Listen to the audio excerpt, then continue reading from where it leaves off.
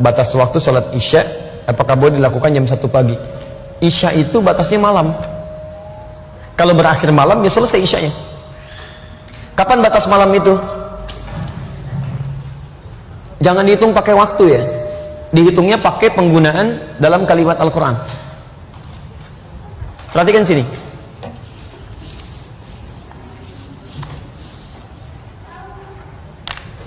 Sholat isya itu dikerjakan waktunya kapan?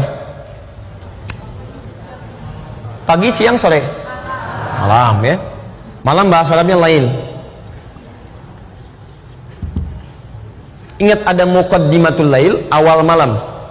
Muqaddimatul lail, ini awal malam. Ada lail, ini malam. Kalau muqaddimatul lail, ini belum malam, baru jeda waktu menuju malam. Ini yang disebut dengan maghrib. Maghrib. Biasanya untuk menunjuk pada waktu ini menggunakan kata ila sebelum kata lail. Ila. Misal, Anda puasa kan? Mulainya kapan? Subuh, baik. Bukannya kapan? Maghrib kan? Maghrib, ketika menyebutkan maghrib, kalimat Qurannya ini ilal lail. Quran surah kedua Al-Baqarah ayat 187. Paling kanan di pertengahan. Thumma atimmus siyama ilal lail. Kemudian sempurnakanlah puasa sampai di awal malam. Maksudnya maghrib, bukan sampai isya. Awas, karena ada orang dalam satu aliran, dalam sekte Syiah itu puasanya sampai isya. Betul, sampai isya, terlampau soleh. Nabi aja maghrib, dia isya. Jadi kalau antum punya teman maghrib gak mau buka, kemudian dia masuk kamar misalnya, terus isya dia baru buka, nah itu terindikasi Syiah diantaranya. Ya. Nah sekarang lihat, kalau sampai masuknya malam, maka itu yang disebut dengan lail. Lail.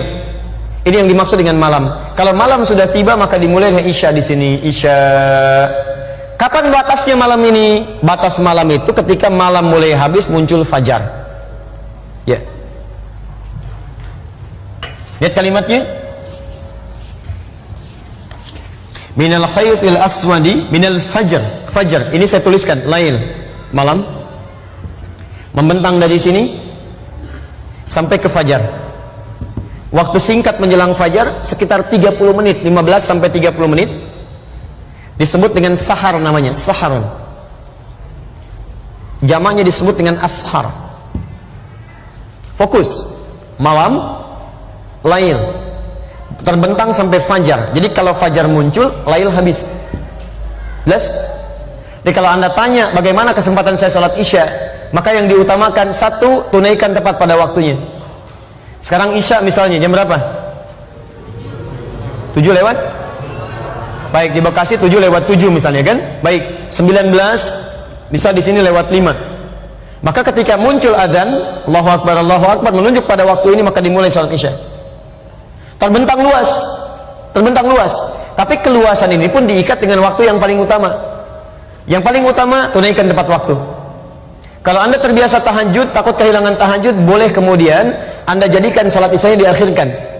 Kalau Anda terbiasa tahajud, ingat, hadis mengakhirkan sholat isya itu adalah hadis yang disampaikan kepada Nabi ketika meminta orang ini, khususnya sahabat Umar bin Khattab radhiyallahu ta'ala anhu, supaya tidak ketinggalan tahajud.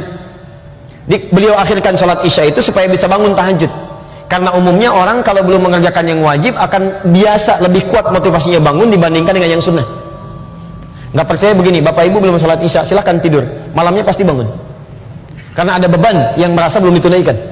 Tapi kalau Anda misalnya maaf sudah sholat isya, kemudian Anda tidur tidak terbiasa tahajud, itu bangunnya boleh jadi bisa mendekat ke subuh. Jelas ya? Nah jadi lihat sini, jika Anda kemudian ingin berusaha menunaikan tahajud dan terbiasa tahajud, maka boleh kemudian mengakhirkan sholat isya tapi pada batas-batas yang ditoleransi. Tidak terlampau mepet ke subuh. Misal Anda bangun jam 2, ya, Anda misalnya dari jam 1 atau misalnya jam 3 dan sebagainya. Tapi lebih baik prinsipnya tunaikan dari batas awal waktu sampai ke pertengahan waktu. Pertengahan waktu itu tengah malam. Kalau kita ambil jam 12 atau kisaran sampai jam 1. Ya.